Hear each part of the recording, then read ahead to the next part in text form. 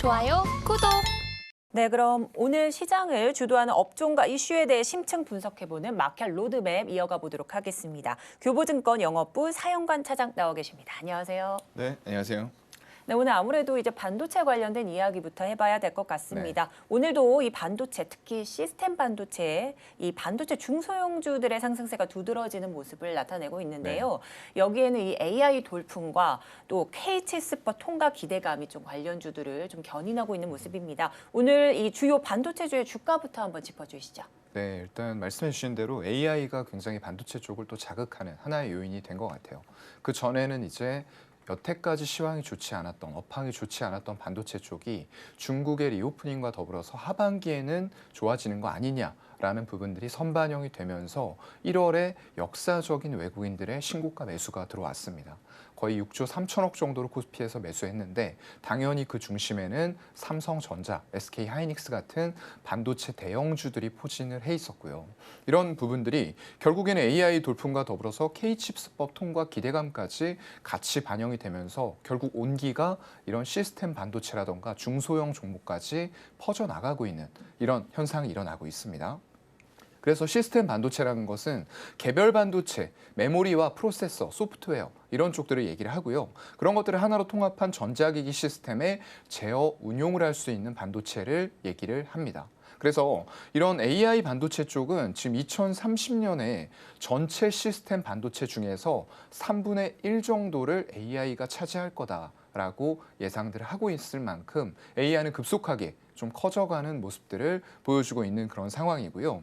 삼성전자에 대해서 외국인들의 매수세가 일단 대체적으로 지속이 되고 있는 이런 모습들을 보여주고 있는 가운데 SK하이닉스도 21선을 타고 우상향하는 주가 흐름을 역시나 동반해서 보여주고 있는 이런 상황입니다.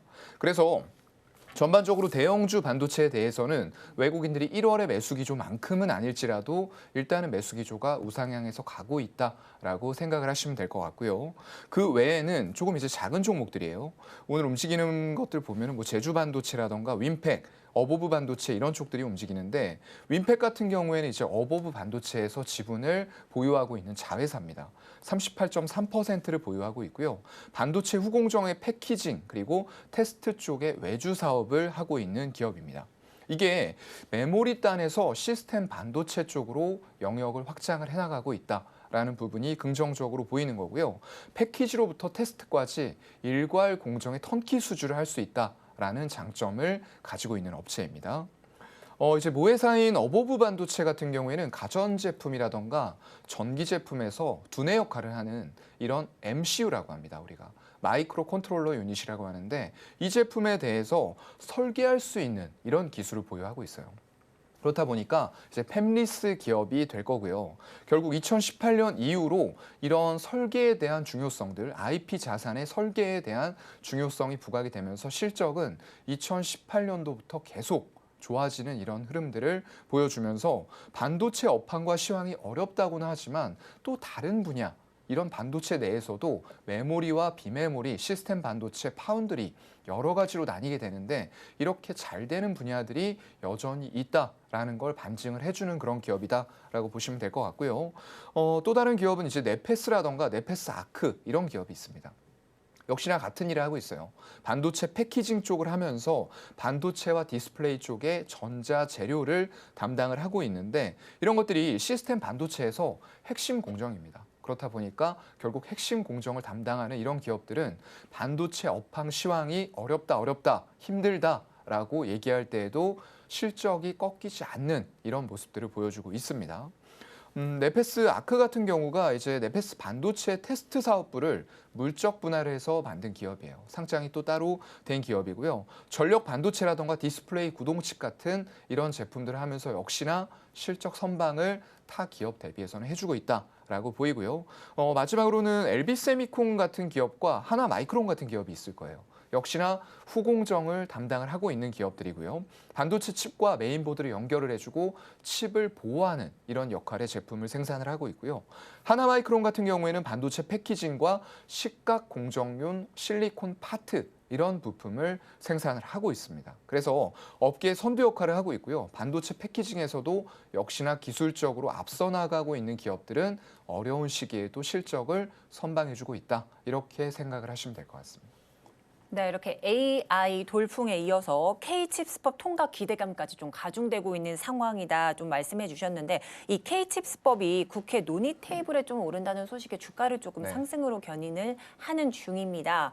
자, 그런데 이제 앞서 기획재정부가 반도체를 비롯한 이 국가 전략기술 설비투자 세액공제를 네. 이 상향하는 개정안을 국회에 좀 제출한 바가 있는데 아직 여야 간 이견이 좀 남아있는 상황입니다. 네. 자, 그런데 이 통과 가능성은 좀 어떻게 보시는지 궁금한데요. 글쎄요. 일단 단기적으로는 조금 힘들지 않을까 싶어요. 여에서는 일단은 적극적으로 이런 반도체 쪽에 투자라던가 고용이 늘어나는 효과를 가져가기 위해서 지금 현재 중견기업 이상에서는 세액공제를 반도체를 비롯한 국가 전략기술 이런 쪽에 대한 투자가 들어가면 기존의 8에서 16%로 상향해야 된다라고 얘기를 하고 있고요. 8에서 15입니다. 15고요. 그리고 소기업 이런 작은 기업들에 대해서는 16%에서 25%로 높여야 된다라는 부분은 아까 말씀해 주신 대로 법 개정안을 국회에 제출을 해놓은 상태예요.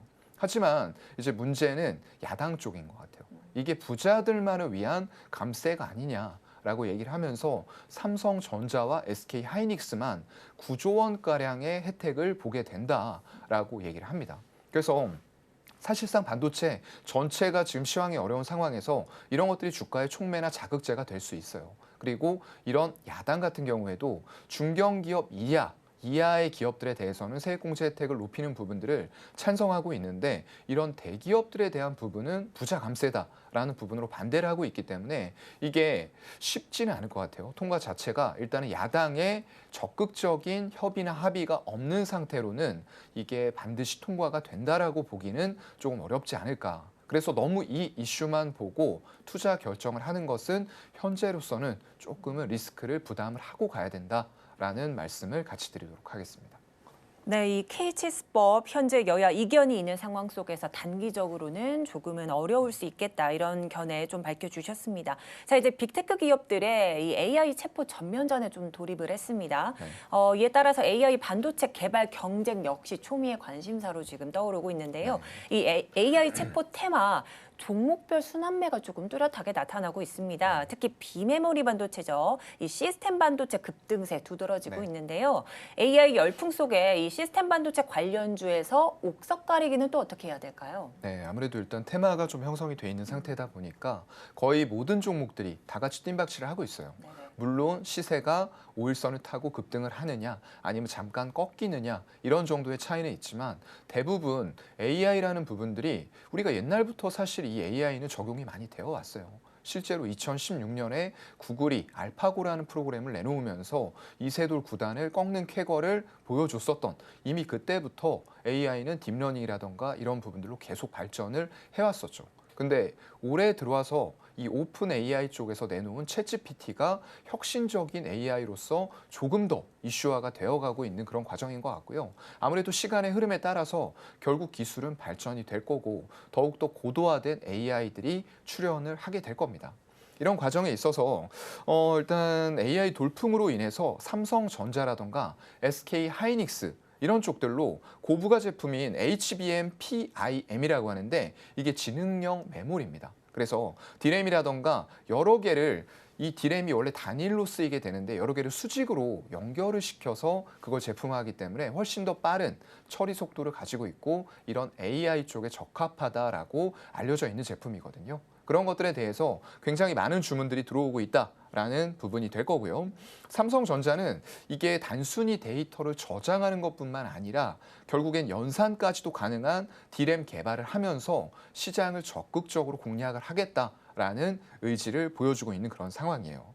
거기다가 삼성전자라던가 인텔, 퀄컴 같은 기업들이 전부 다 올 한 해는 AI 반도체 설계에 대해서 3억 달러 이상을 투자하겠다라고 밝히기도 했습니다. 그만큼 아까 말씀드렸던 대로 이 시스템 반도체라던가 이런 쪽, 비메모리 쪽에서는 결국에 설계 IP 자산을 확보할 수 있는 기술적인 역량을 갖추고 있느냐, 이런 것들이 굉장히 중요하게 작용을 할 수밖에 없다라고 보이고요.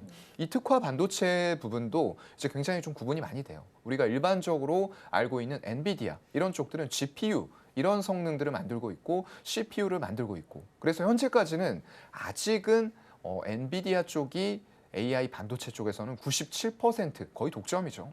독점적인 점유율을 가지고 가고 있는데 이게 1세대에 특화된 반도체라는 거죠. 그래서 결국에는 2세대로 넘어갔다라고 했을 때는 추가적인 프로그램이 가능한 FPGA 이런 쪽의 제품들이 더 특화가 될 거고요. 거기다 더불어서 ASIC라고 하는 특정 서비스의 사용 주문형 고효율 반도체, 이렇게 넓혀져 가는 가운데에서 3세대로 갔을 때는 결국 이런 것들이 신경망과 연결이 되는 수준까지 AI가 점점 더 고도화되어 가고 있다라는 관점으로 봐야 될 것 같습니다. 네, 이제 삼성전자와 또 인텔, 퀄컴까지 이 글로벌 주요 기업들이 올해는 AI 반도체에 좀 적극적인 투자를 하겠다, 이런 부분 좀 참고해 주시길 바라겠고요. 또한 이 반도체 혹한기 맞았다, 이 이야기는 계속해서 나오고 있습니다. 따라서 각국이 반도체 지원책을 좀 내놓는 상황인데요. 네.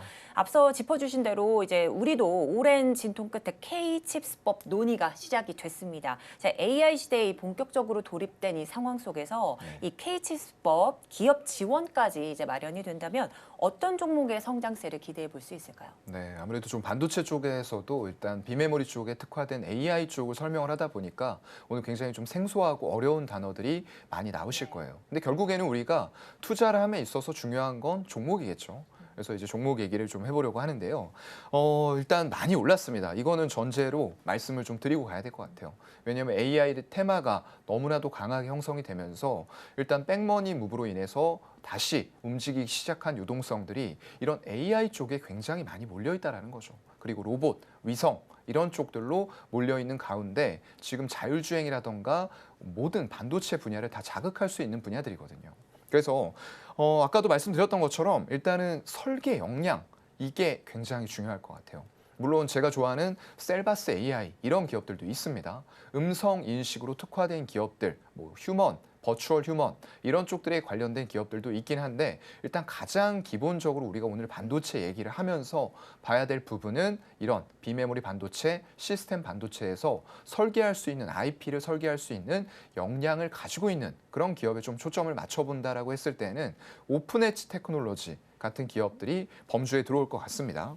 일단 시스템 반도체 설계 IP 기술을 개발을 하고요. 파운드리라던가 팹리스, 디자인하우스 쪽으로 이런 IP를 제공을 할 수가 있는 그런 기업이에요. 그러면서 라이센스라던가 로열티를 수출합니다. 직접 생산하는 게 아니에요. 팹리스입니다. 그래서 이런 쪽에서는 세계 유일의 고성능 토탈 메모리 시스템 IP 솔루션과 아까 말씀드렸던 3세대 반도체죠. 신경망으로 처리할 수 있는 장치를 결합한 AI 플랫폼의 IP 솔루션. 이 이름이 들어가는 그대로 엣지 컴퓨팅을 위한 겁니다. 그래서 이런 것들이 결국에는 향후에는 굉장한 기술력 그리고 장벽으로 작용을 할 수밖에 없다라고 생각이 되고요. 이게 세계 유일의 기술이기 때문에 지금 현재 전 세계적으로 한 200여 개 정도의 고객사를 확보를 하고 있는 기업이에요. 그런 기업들의 결국에는 이런 AI 쪽과 관련된 반도체들, 더욱더 고도화되고 효율화된 반도체에 대한 주문량이 밀려 들어올수록 생산을 하기 위해서는 아까 말씀드렸던 대로 IP 자산을 보유를 하고 있어야 되는 거죠. 그래서 그런 쪽들에 대한 어떤 니즈들, 고객사들의 니즈가 더욱더 커질 수밖에 없는 환경에서 지금 주가는 많이 올랐지만 그럼에도 불구하고 우리가 꾸준하게 관심을 가져야 될 기업이다 정도로 말씀드릴 수가 있을 것 같습니다. 좋아요, 구독!